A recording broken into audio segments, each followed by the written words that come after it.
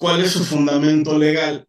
El Código Fiscal de la Federación en el 69C nos indica que cuando los contribuyentes sean objeto del ejercicio de las facultades de comprobación a que se requiere el artículo 42, fracción segunda, tercera o novena del Código y no estén de acuerdo con los hechos o omisiones asentados en la última acta parcial, en el acta final o en el oficio de observaciones o en la resolución provisional, que puedan entrañar incumplimiento de las disposiciones fiscales, podrán optar por solicitar la adopción de un acuerdo conclusivo.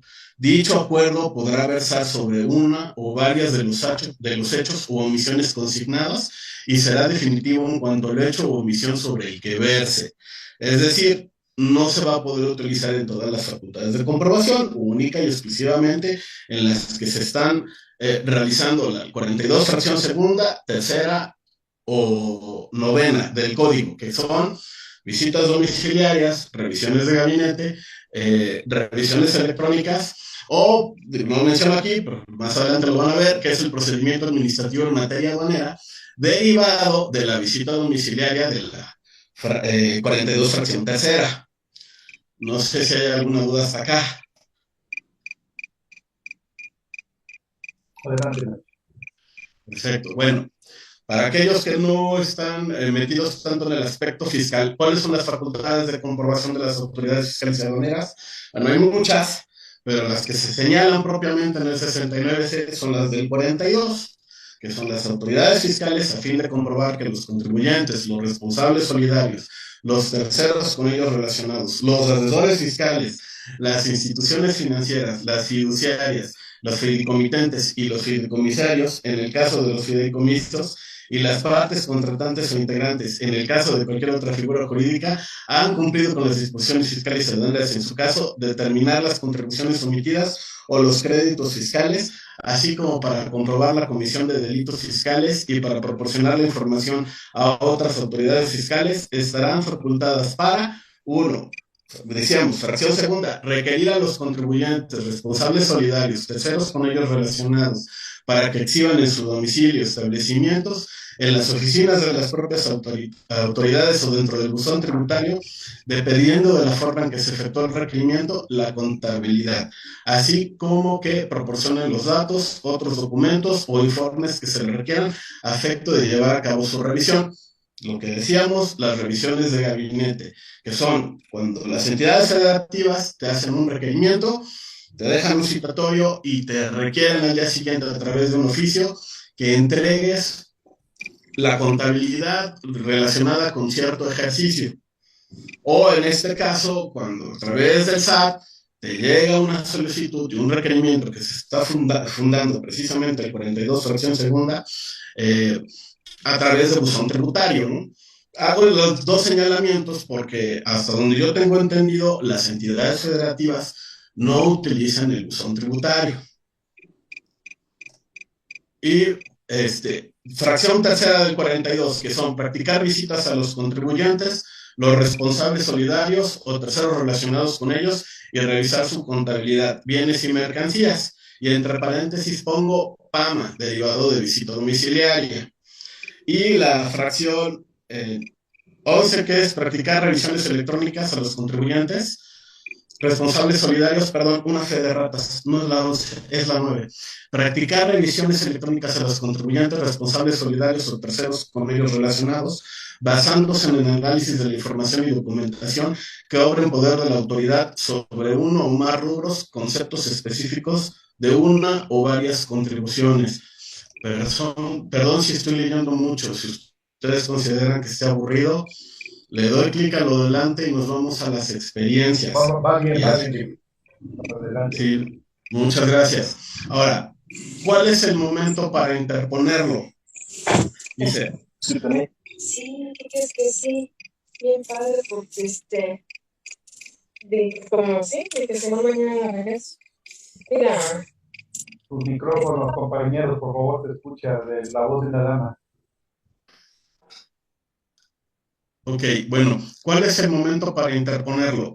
de acuerdo al propio código y de acuerdo a los lineamientos, es a partir del inicio de facultades de comprobación y hasta dentro de los 20 días siguientes a aquel en que se haya levantado el acta final o notificado el oficio de observaciones o la resolución provisional, según sea el caso, siempre que la autoridad revisora ya haya hecho una calificación de hechos u omisiones. Esto lo resalto porque la intención del acuerdo conclusivo es que ya hubo una calificación de hechos, ya la autoridad ya te está determinando algo.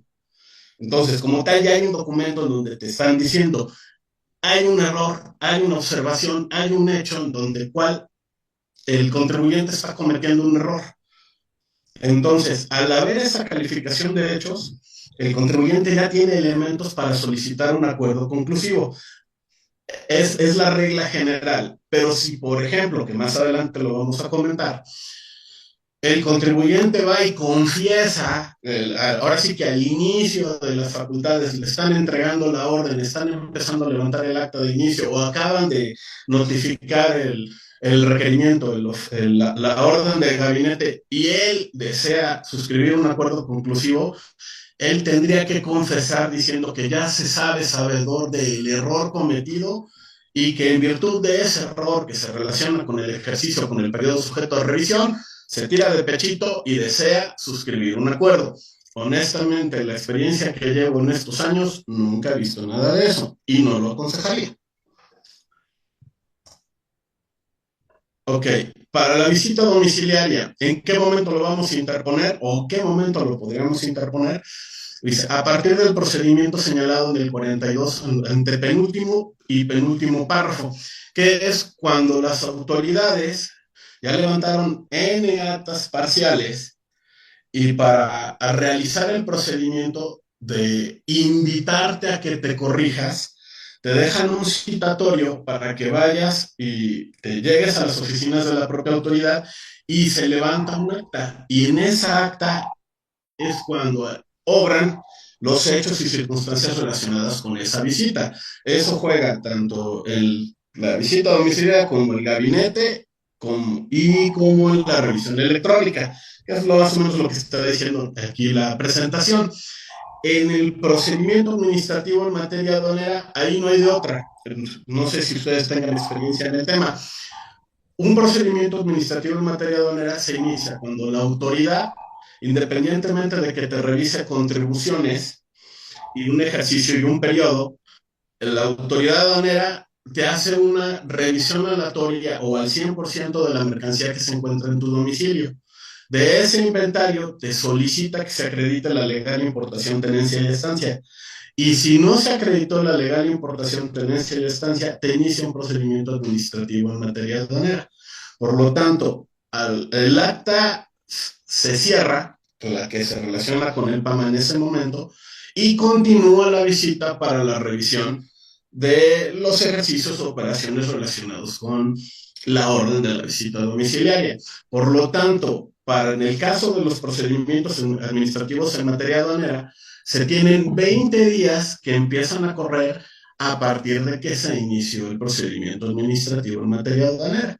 Y de la misma orden, hasta en tanto la autoridad nos invite a su domicilio, a verificar cuáles fueron los hechos previamente al último acta parcial, ya se podrá solicitar un acuerdo conclusivo. Entonces, en este caso, derivado de la misma orden, hay la posibilidad de tener dos acuerdos conclusivos, uno por el PAMA y uno por la visita. ¿Alguna duda? Continúo. Ok, PAMA. El PAMA no viene sustentado en código, viene sustentado en la resolución miscelánea de comercio exterior. Algunos abogados la llegarán a conocer, si no, aquí está el sustento.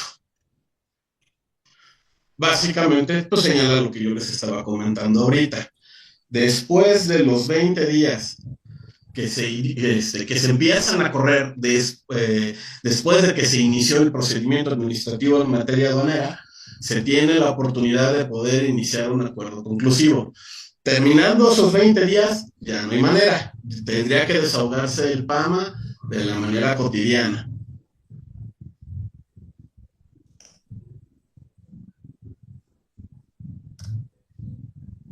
Ok, les había yo señalado anteriormente que si no necesariamente el contribuyente tiene que esperar a que haya una calificación de hechos.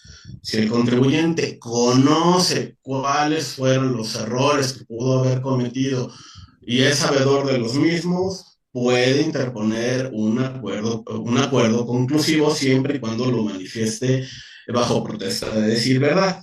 Y bueno, una vez que se realice la presentación o la exhibición de esa solicitud de acuerdo conclusivo ante la PRODECON, con el puro hecho de hacer la presentación, se suspende el plazo de la revisión y el mismo tiene una duración de 12 meses.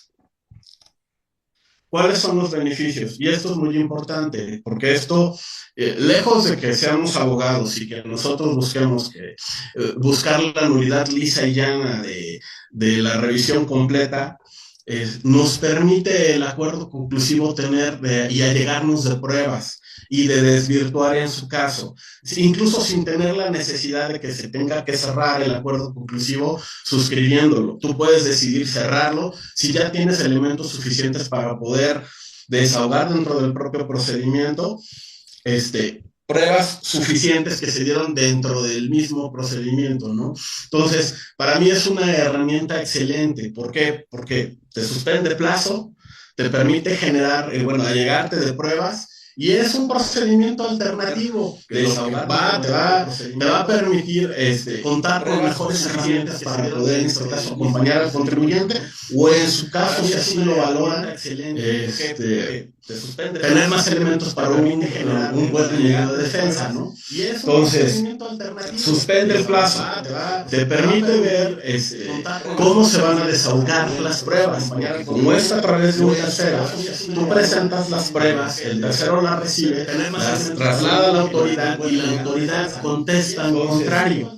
Entonces, te da ese análisis de lo que vas a presentar a través de ese tercero sin que sea parte de la propia revisión. Entonces, en el caso de que tú a la mera hora decidas no suscribir el acuerdo y vas a presentar las mismas pruebas, ya tienes el conocimiento previo cómo se te las va a valorar la autoridad. Ahora, puedes presentar dictámenes, puedes presentar documentos, y hago la aclaración que no estamos hablando de que es un material relacionado con comercio exterior. Puedes incluso presentar una inspección ocular en el caso de que te hayan embargado mercancías, para el efecto de que puedan constatarse números, criterios, etcétera. Todo tipo de prueba está aceptada, ¿no? De las que sustenta el código. Ahora, ¿qué otra cosa es un buen beneficio? La condonación de las multas y 100%. El objeto del acuerdo conclusivo es que haya una mediación, y con esa mediación, pues, es que haya un beneficio de ambas partes. Por lo tanto, busca, obviamente, el cierre con su conclusión, que la auditoría se cierre, pues quedando todos los involucrados en un buen medio, ¿no? Entonces, aun y cuando se llegue a suscribir de manera parcial, en una parte el contribuyente se lo corrija, y en otra parte el contribuyente no esté de acuerdo, va a poder impugnar en un buen medio aquella parte en la cual no decidió suscribir.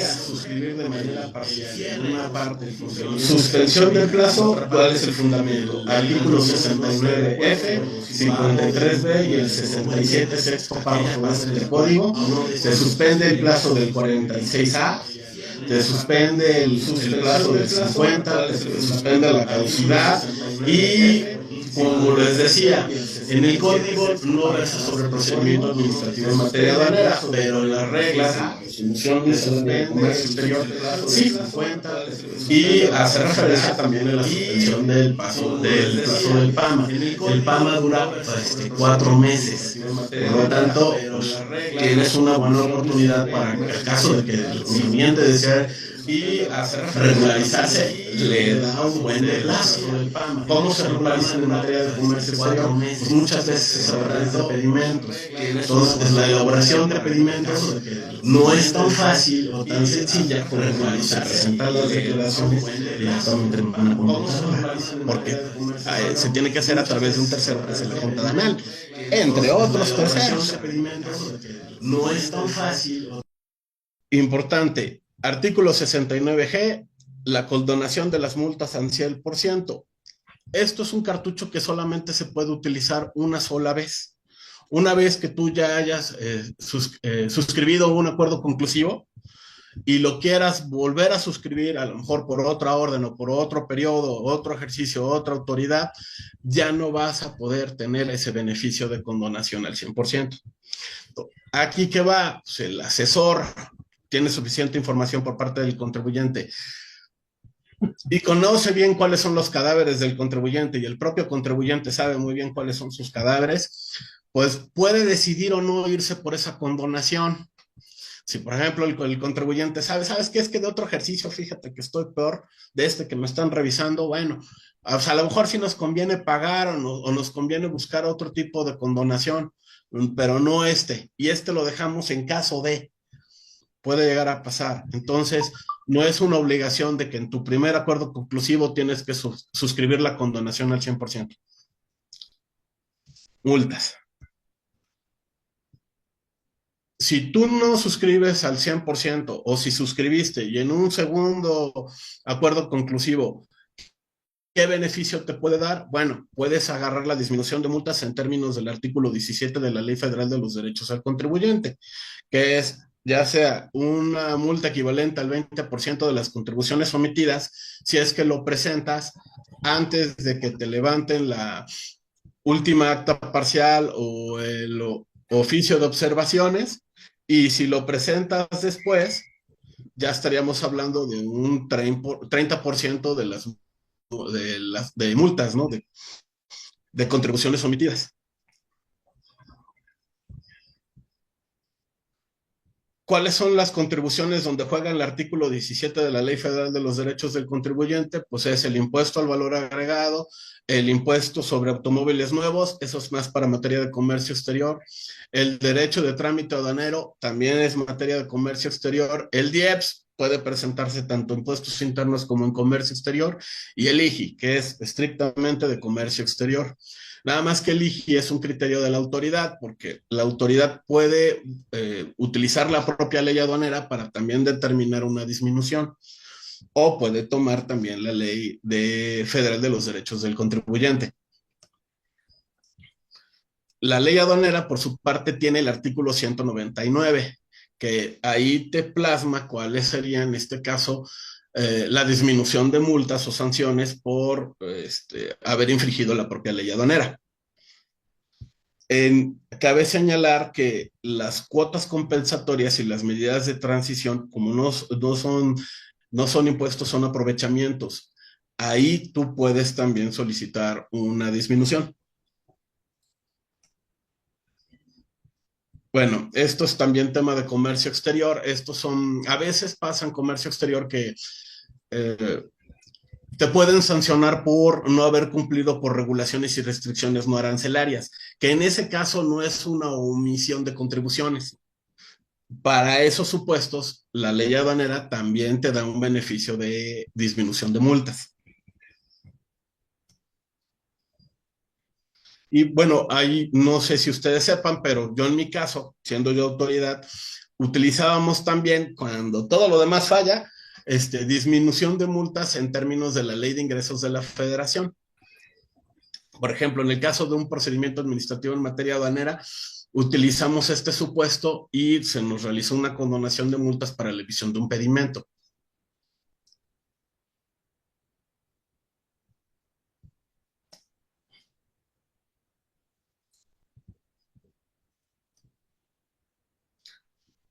También, otra manera de poder disminuir multas es que tú puedes solicitar en este caso, que se disminuyan en términos del 74 del Código Fiscal de la Federación.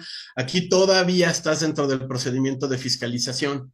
Entonces, se le requiere a la autoridad, tú como contribuyente solicitas a Prodecon la posibilidad de que te disminuyan que te disminuyan multas en términos del 74. Prodecon le da parte, en este caso, a auditoría o al SAT, y el SAT a su vez solicita el apoyo de la Administración de Recaudación para que verifiquen qué es lo que requiere el contribuyente para que pueda tener ese beneficio. Y entonces, recaudación junto con auditoría buscan la manera de que el contribuyente pueda llegar a pagar y tener ese beneficio. Esto es muy importante si tú ya agotaste, en este caso, pues las disminuciones de multas anteriormente señaladas, o ya no tienes en este caso la posibilidad de tener el beneficio del 100%.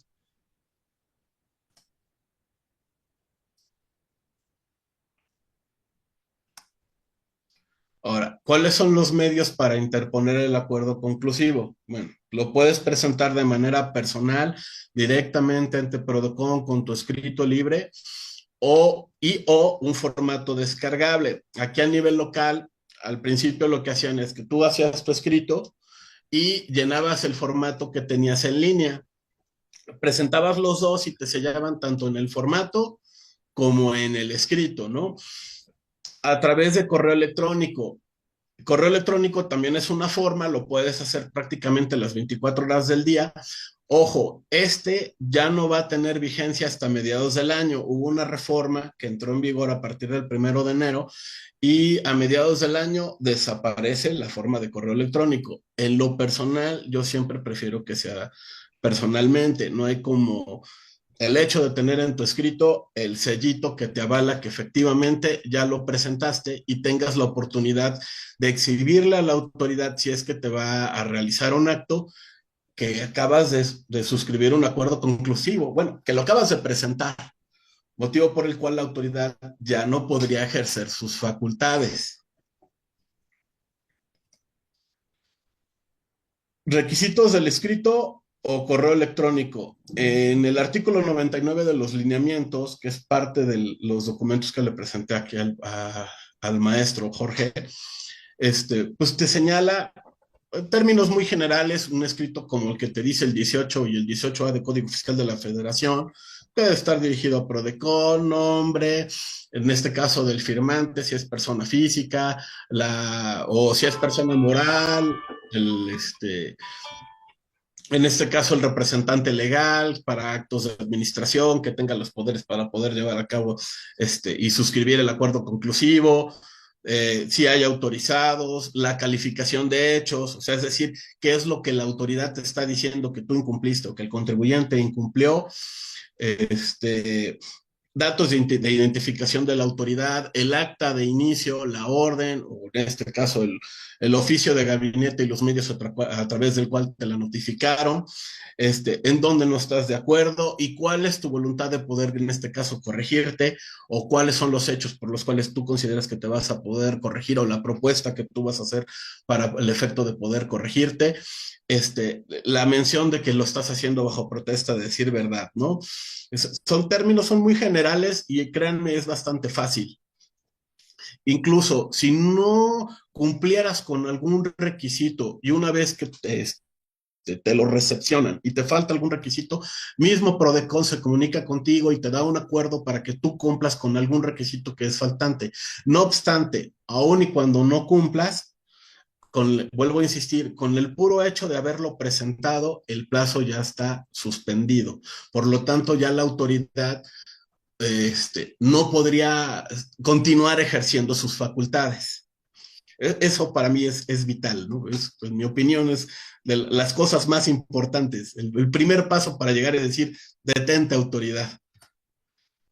Bien, ¿cómo se concluye el acuerdo conclusivo? Bueno, pues es una suscripción total.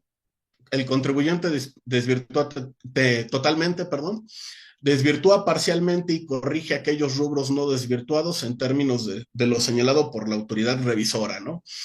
Contribuyente corrige en su totalidad lo señalado por la autoridad. Ahí están.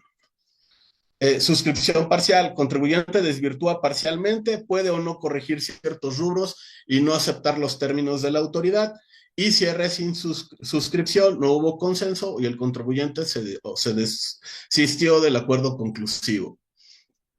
Suscrito el acuerdo, al día siguiente se reanudan los plazos. En caso de emisión de acuerdos de cierre, una vez notificado el mismo al contribuyente, al día hábil siguiente se reanudan los plazos. Otra cosa muy importante, de acuerdo al artículo 69H del Código Fiscal de la Federación, en contra de los alcanzados y suscritos por el contribuyente y la autoridad, no procederá medio de defensa alguno ni procedimiento de resolución de controversias contenido en un tratado para evitar doble tributación, etcétera. Lo que significa es que una vez ya acordado tu mediación, lo que tú acordaste ya queda como de manera definitiva. Tampoco la autoridad te va a poder observar sobre lo que tú ya acordaste con ellos. Sería todo. Por favor, dudas, que esto sí es lo importante. Aquí ahorita ya di mucha bla, bla, bla. ¿Qué dudas tienen?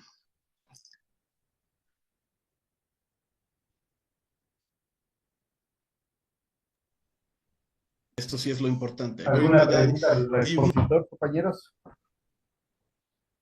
Es un tema muy interesante, ¿no? Es un tema que a partir de estos tiempos ya es una facultad reglada. Antes era una cuestión de opción de que tenía el contribuyente para efectos de poder reducir, ¿no? Las obligaciones ante el fisco, pero ahorita ya es una obligación reglada por parte de las leyes, por el cual el fisco debe de respetar a lo que se refiere el artículo 42 en su antepenúltimo párrafo, por el cual debe de levantar un acta circunstanciada debidamente y notificarle al contribuyente que tiene un plazo para desvirtuar aquello que le están observando. Antes, dice, ¿no? Antes del levantamiento de las actas, ¿no? De la última acta, del oficio de observaciones, incluso hasta antes de la notificación de la resolución, indistintamente del plazo que tiene el contribuyente de los 20 días a que se refieren los artículos de la facultad de comprobación. Es completamente distinto. Aquí estamos hablando de un plazo de 10 días, por el cual incluso ya algunas salas se han pronunciado en este respecto, ¿no? Que cuando no se levante esa acta, no se le invite al contribuyente a autocorregirse, por el cual pueda también estar acompañado de de algún representante que Es él correcto. designe, que, ¿no? O incluso tratándose de personas mayores, tiene también que estar representado por otra persona, ¿no? Son, y si no se le da a conocer esa acta ni esa invitación, y si no está debidamente notificada, o porque son notificaciones personales, no es por buzón, ¿no? Esa notificación personal la podemos impugnar y si la impugnamos, se cae todo, ¿no? Entonces, eso ya viene siendo nulidad lisillana, esa violación. Algunas salas la están considerando como violación de procedimiento, ¿no? Que afecta y trasciende en el sentido de la resolución. No otras, algunas otras las están considerando para efecto, pero algunas ya la están manejando lisillana. Entonces, sí es muy importante lo que nos comenta y sobre todo el enfoque que le diste, ¿no? El enfoque que le diste en materia de PAMA es muy interesante, ¿no? La verdad, es muy bueno y es muy vasto lo que es la materia aduanero, ¿no? Y en esta temporada está creciendo muchísimo lo que es el comercio exterior, más con lo que se viene en materia de lo que es el transísmico, ¿no? Tenemos esa vía que va a aumentar muchísimo lo que es los PAMA, ¿no? Yo te felicito y la verdad me dio mucho gusto que nos orientaras en este tema y más en el sentido del PAMA, porque son muy pocos aquellos profesionistas dedicados al comercio exterior, ¿no? Muy pocos y yo te felicito en ese rubro. Tenemos muy pocos y selectos abogados que dedicados al comercio de, este, del derecho humano interamericano, de profesionistas, de futbolistas, por ejemplo, que también son rarísimos los que tenemos, pero los tenemos. Y ya te tenemos a ti aquí dentro de nuestra barra y eso me llena de orgullo y me satisface también. y a los compañeros que nos hayan acompañado el día de hoy, que si tienen alguna duda y crean ustedes que los podemos apoyar, yo tengo ya hecho ese agravio de demanda de nulidad, ¿no? Lo tengo ya previsto dentro de una demanda que acabo de interponer hace, no sé, dos semanas, ¿no? Y con mucho gusto les puedo dar el concepto de nulidad de lo que nos acaba de dar el compañero. No es opcional. Antes era opcional, ahorita ya es una facultad arreglada y como tal es un derecho adquirido para el contribuyente auditado, el cual la autoridad está sujeta y obligada a respetar. ¿Sí? A eso yo concluyo con ese punto a lo que se refiere aquí el licenciado Carlos, que tuvo a bien de apoyarnos el día de hoy con ese tema. ¿Sí? Quisiera comentar algo, maestro, Sí, si me da adelante, permiso. sí, adelante. Hay que pensar no solamente en la cuestión de, como buen litigante, en buscar la nulidad. Yo concuerdo con lo que usted me está diciendo, pero en el tema de comercio exterior, no todas las contribuyentes tienen esa posibilidad. Le comentaba yo que esta presentación la había hecho para una agencia aduanal.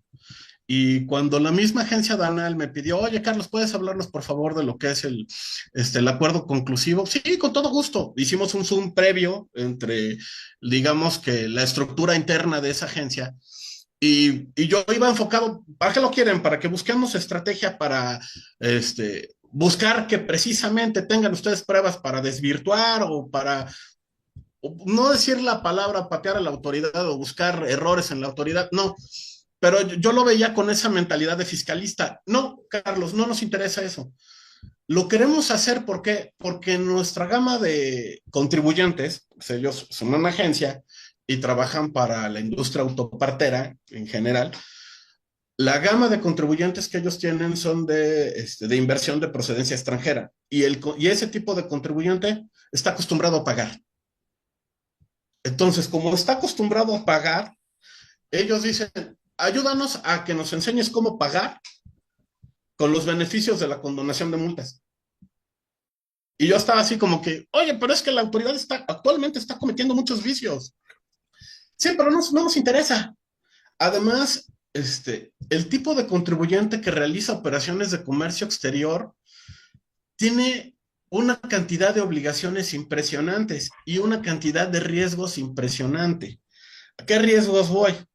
En un contribuyente normal, pago, perdón, no estoy de acuerdo, garantizo, vámonos al medio de defensa, búscame la nulidad.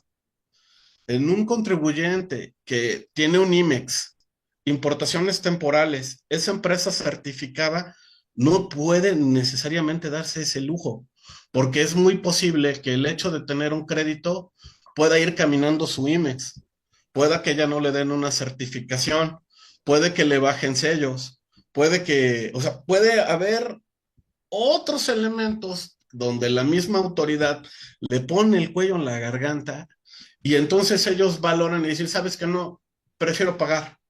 Y desgraciadamente he visto un montón de ilegalidades, porque así las he visto, he tenido los expedientes de decir, no es posible que te estén determinando esto.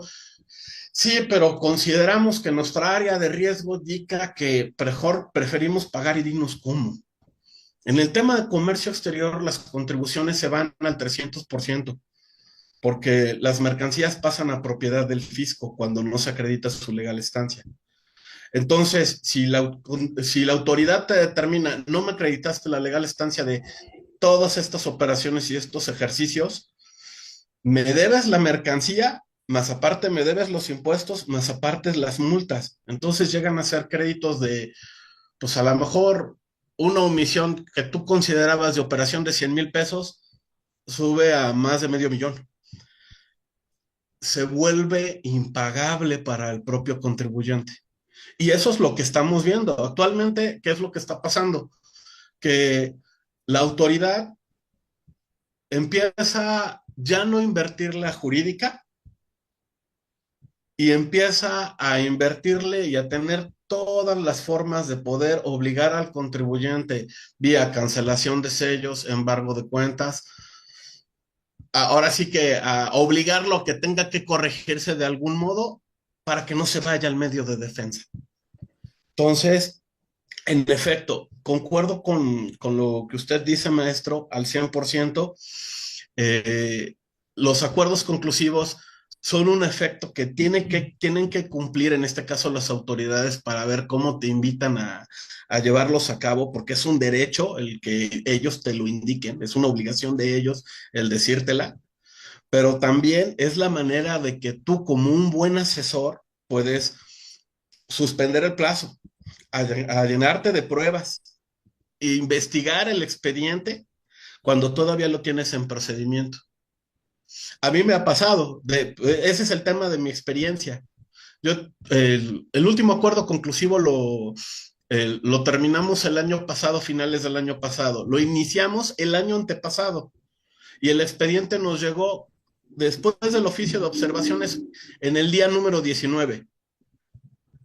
Aquí está, dice, aquí está el expediente. ¿Pueden ayudarnos a contestar el oficio de observaciones?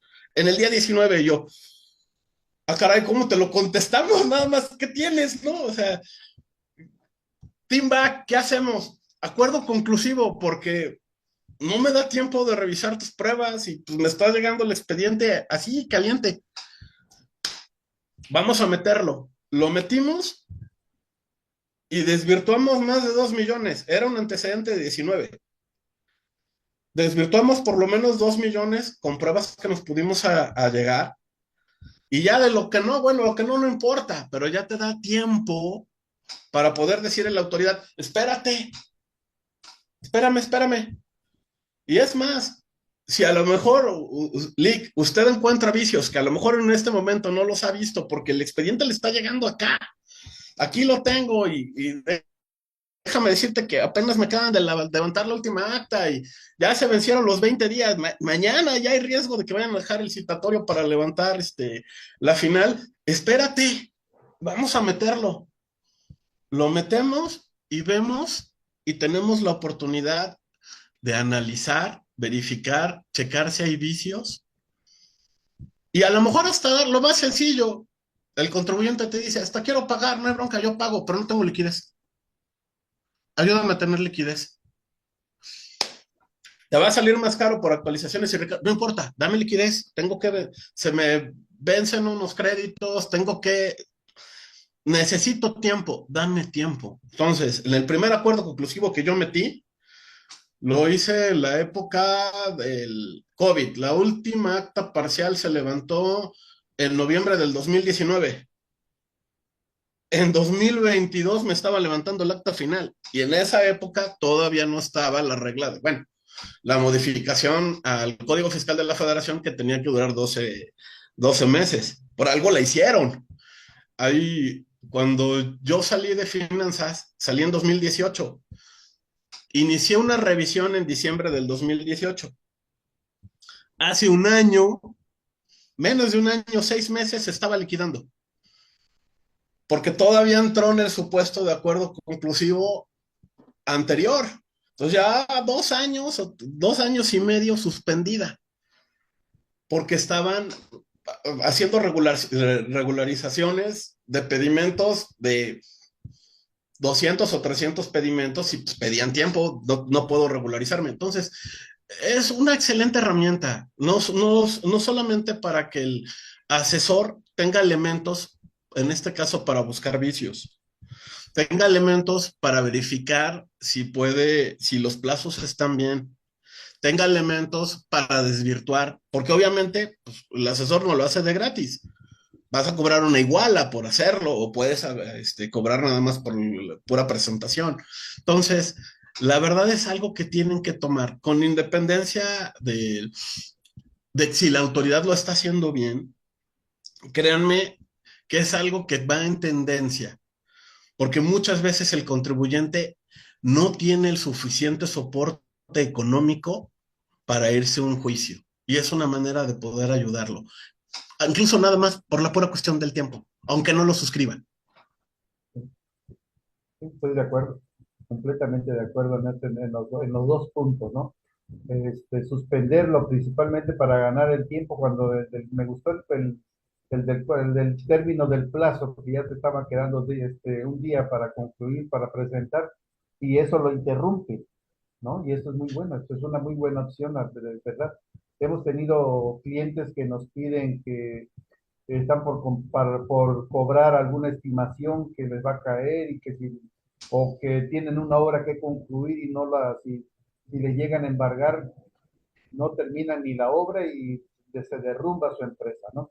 Entonces, esa es una de las muy buenas estrategias para poder darle tiempo al contribuyente y que pueda él aprovecharlo, ¿no? Y efectivamente, hay muchas personas ahorita en la actualidad que no impugnan los actos precisamente porque no tienen los recursos económicos para poder pagar a los profesionistas, ¿no?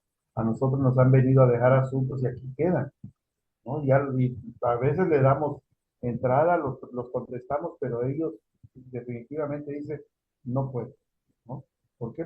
Porque están acabados, económicamente no han tenido obra o las obras que tenían se las cancelan y cuando ya cancelan obras, ese es el problema, ¿no?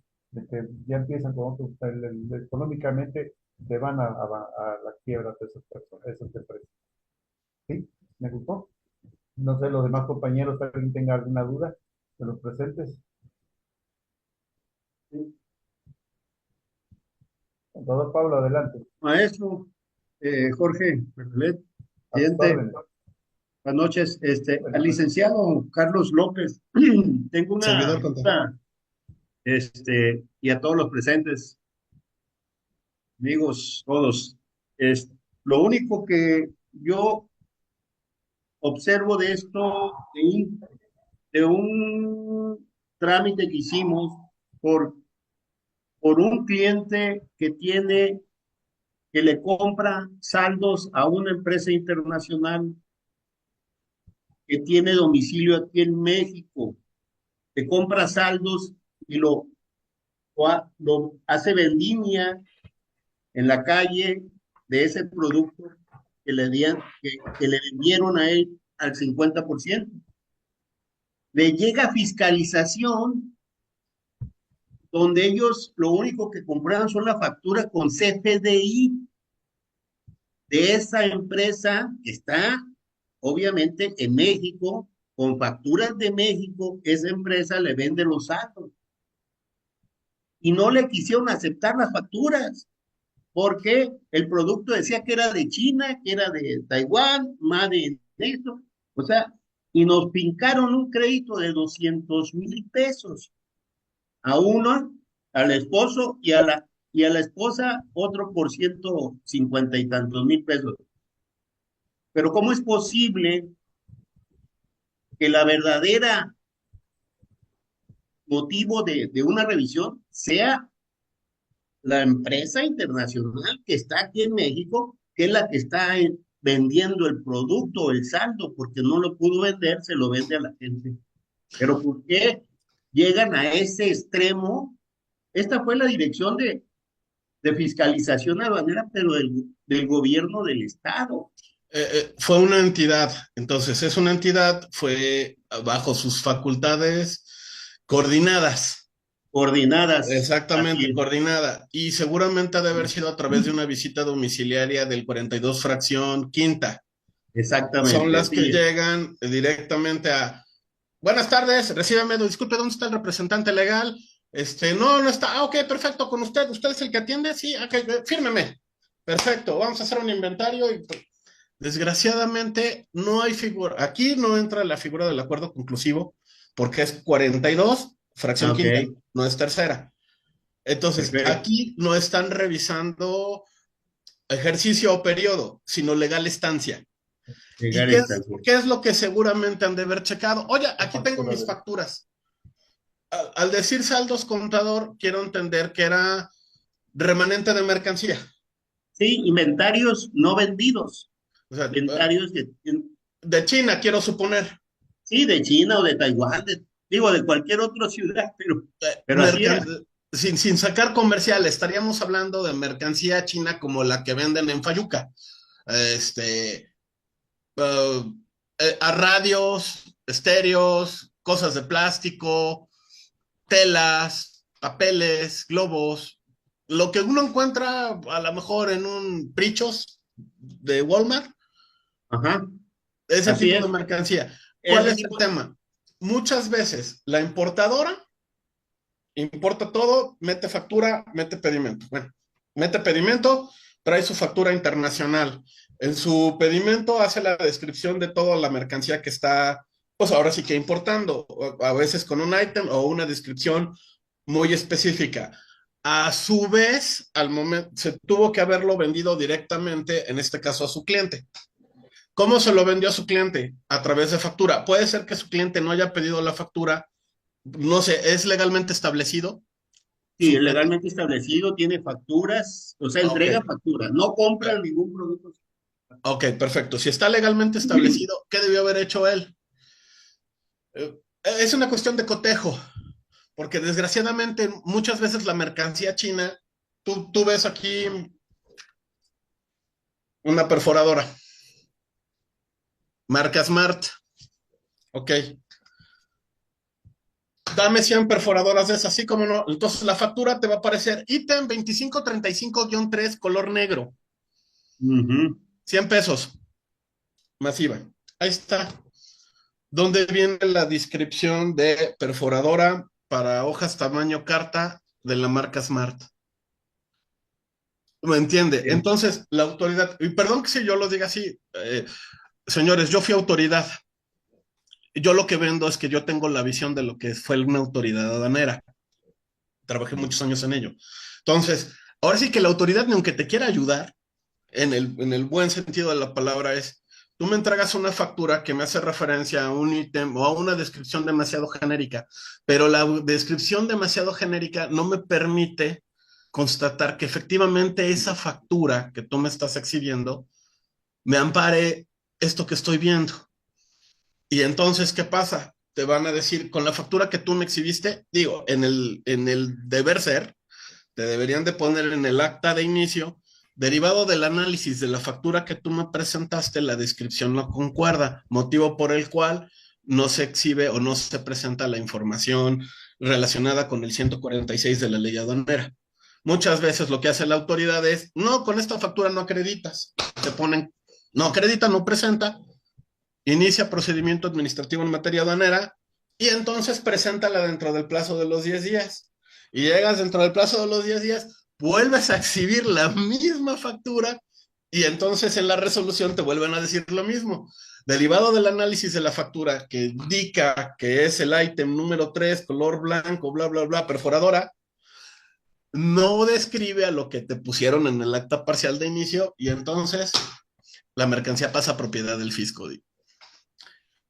¿Qué es lo que tiene que hacer, Conta? Si usted lo sigue asesorando, necesita ver una persona dentro de ellos, bueno, dentro de su estructura organizacional, que revise la factura de lo que les están vendiendo para verificar, decir, oye, no, discúlpame, aquí no me dices que me vendiste esto y no me está describiendo lo que tú me vendiste, porque si no la autoridad me va a revisar y lo que tú me estás dando para acreditar esa legal importación, tenencia o estancia, no me va a acreditar. O de plano, cambiar de proveedor. Perdón si soy muy tajante, pero eso es lo que me permito yo a usted aconsejarle. Obvio, váyase a, digo, no, si ahorita está la posibilidad de que se vaya a medio de defensa, hay que irse al medio de defensa y buscar pues una nulidad en cuanto a la forma, porque al fondo lo veo difícil. No, sí nos metimos a la nulidad. Estamos en ese proceso ahorita, en la nulidad. Pero yo quería, porque también presentamos un escrito donde nos apegamos al famoso decreto de fin de año pasado. 2 días antes lo presentamos y a los 2 días después nos fincan el crédito. O sea, ni consideraron la petición del decreto para hacer valer pues, un monto ajustado con el decreto que nos dan facilidades. Era un decreto estatal. Era un decreto federal. pero Es para coordinado. era federal, era decreto federal, no estatal. Ellos manejan el convenio, pero la cuestión de definición de la materia de, de importación la manejan el gobierno federal. Sí, no, la verdad desconozco a qué decreto es el que usted se Si hay un allanó. decreto, hay un decreto, ahorita no lo traigo, pero ellos mismos, es que lo metimos nosotros también a Prodecon, pues. O sea, Prodecon nos estaba ayudando. En este caso como, no dentro de acuerdo conclusivo, pero sí como asesor fiscal. Como asesor fiscal nos estuvo ayudando, pero vimos que no, los mismos abogados decían, no, de todas maneras la vas a perder. O sea, entonces nos fuimos con un externo especialista en comercio exterior. Sí, ahí, desgraciadamente, en fondo no lo veo mucho. Es buen tópico. En cuestión de la facturación deben de cuidar la descripción y el 40 del reglamento del Código Fiscal de la Federación. El 40 del reglamento del Código Fiscal de la Federación te habla de la descripción que deben de tener las mercancías. O sea, lo que nosotros hablamos no solamente es la descripción genérica. Si estamos hablando de un televisor, el 40 del código es el que te debe de decir, o sea, es un televisor que debe de tener marca, serie, modelo y todos los datos relacionados para que en la visión del auditor puedas verificarte que esa factura te sirva para acreditar el bien que yo estoy viendo. De no tenerlo con esa especificación, esa misma factura podría acreditarte 40 televisores. La cosa, Luis, aquí es que la empresa internacional, cuando vende productos a público en general, la misma descripción lo utiliza, ¿eh? O sea, no hace que la pantalla de televisión tenga un detalle así específica de esto. No lo hay. Entonces te dan un Yo no nombre entiendo. genérico y es todo lo que te presentan. Pero como aquí se compra en volumen, pues hay muchas facturas que son las mismas que dan al público en general. Sí, yo lo Entonces, entiendo. entonces no pueden cambiar la descripción ellos por nada del mundo. Ya pedimos a través de escritos, presencia, no nos podemos ir hasta más arriba, nos dejan, ¿sabes qué? O lo tomas o lo dejas. Mejor Ahora, el proveedor darlo. no les pudo, hubo la opción de que el proveedor les pudiese proporcionar el pedimento con el cual se importaron.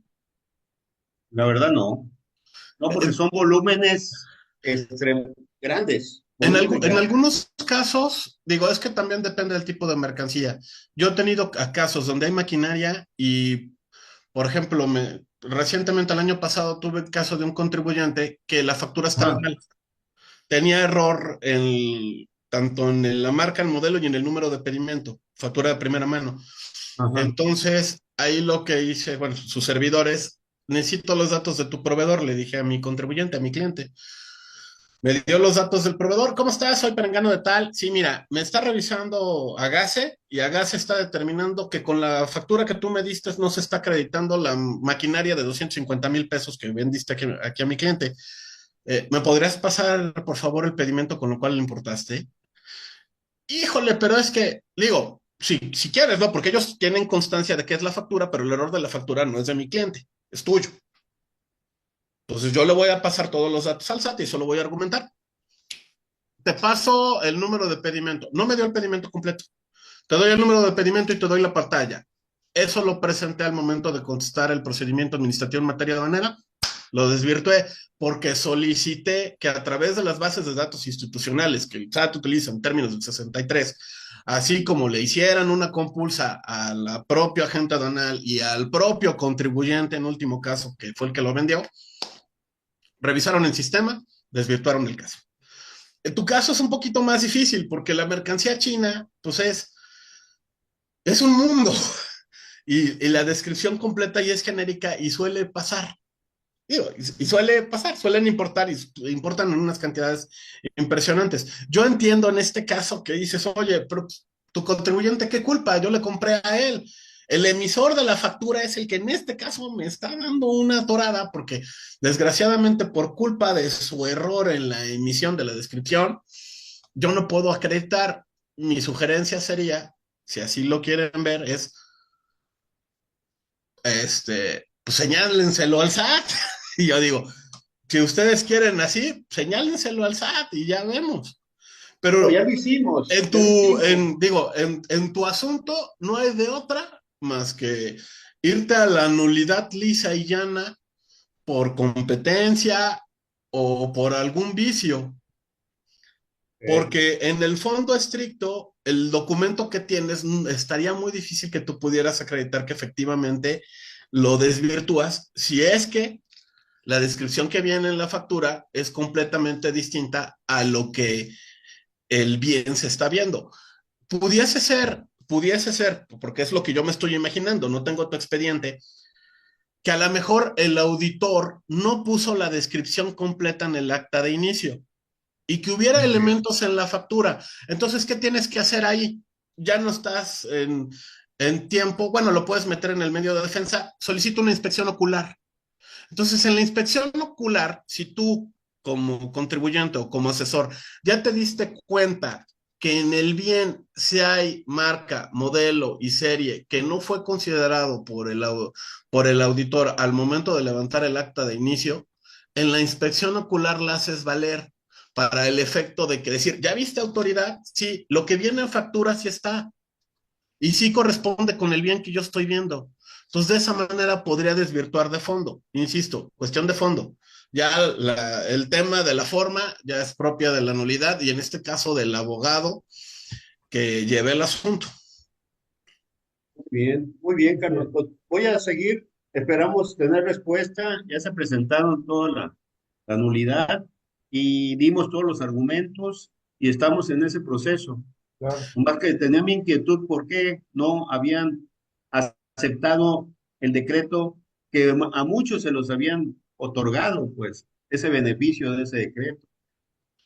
Lo voy Claro. a, ¿qué es lo que estamos pidiendo? Oye, no aceptaste un decreto cuando para eso era, para Claro. acordar un precio razonable en el costo de ese producto que tú lo tienes ligado a una ilícitamente, cuando verdaderamente hay una factura de una empresa internacional que tiene su domicilio fiscal en México y que es y que vende ese producto y su descripción es tal y como lo manejan ellos, no dan mucha ampliación porque la factura la hacen tan corta en cuestión de descripción, Sí, no le yo lo dan todos entiendo. los elementos.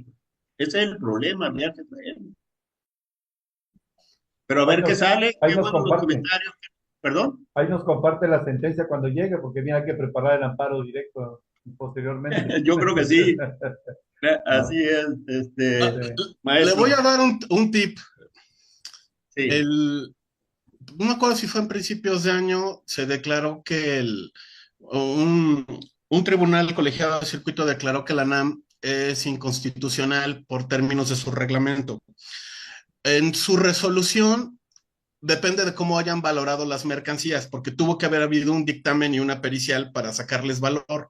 El perito, que sigue siendo de la propia autoridad, suele basarse en pedimentos para poder determinar un valor en términos de la propia ley aduanera. Toman un plazo de 90 días y toman esos pedimentos y fracciones arancelarias y descripción de lo que inventariaron para determinar el crédito fiscal. Si ya fue determinado por un tribunal colegiado de circuito que la ANAM, que es la Agencia Nacional de Aduanas de México, no tiene competencia por vía de su propio reglamento, si es que esa autoridad tomó como base esos pedimentos, los pedimentos emanan de una autoridad incompetente. Entonces tuvieron que haber utilizado, lógica, es como una especie de compulsa. sí, Pueden pelear, en este caso, el vicio de la competencia de esos pedimentos. Si el tribunal se los toma en consideración y si están en todavía la oportunidad, en este caso, de irse a la ampliación de la demanda, eh, pueden en este caso alegar que vienen los pedimentos de una autoridad incompetente y pueden declarar la nulidad lisa y llana. ese ya nada. Está bien, Carlos, pero ahí hay algo muy importante. Para valorar y darle precio a las mercancías, se fueron por internet a ver Walmart, a ver todos esos esas empresas vieron precios para asignarlos y marcar el crédito fiscal. O sea, Es el dictamen. El dictamen también es muy susceptible de impugnarse. Hay muchos criterios en donde casi todos los eh, créditos que se llegan a caer son por materia del dictamen. Si el abogado llega a buscar la manera de poder tumbar el dictamen, se causa la nulidad lisa y llana. Hay tribunales que te dicen que es para efectos, por el efecto de que, ok, estuvo mal, vuelvan a señalar un dictamen. Y hay tribunales que dicen, no, como esta es la base de la contribución, y de aquí determinaste, es nulidad lisa y llana.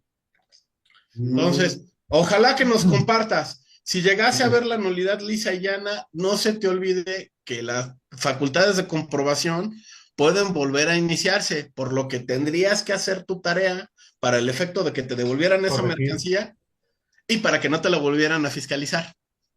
Ok, excelente. Te deseo mucha suerte. Y gracias, con gusto seguimos hablando del tema. Muy bien. Gracias, Carlos. Gracias, Jorge. Gracias, doctor. Maestro. Licenciado Carlos López Correa, muchísimas gracias por tu tema, gracias por tu tiempo también y gracias a todos los que hoy nos acompañaron. Y déjenme comentarle que también esta emisión está grabado y también está en vivo en Facebook por internet. ¿Sí? Para todos aquellos a los que ha llegado el alcance de esta transmisión, les agradecemos mucho su presencia el día de hoy. Muchas gracias a todos. Y lo felicito, licenciado Carlos. Muchísimas gracias a usted y a todos en el partido. Muchas gracias, maestro. Gracias. Gracias a todos. Hasta luego. Buenas noches. Gracias, muy amable.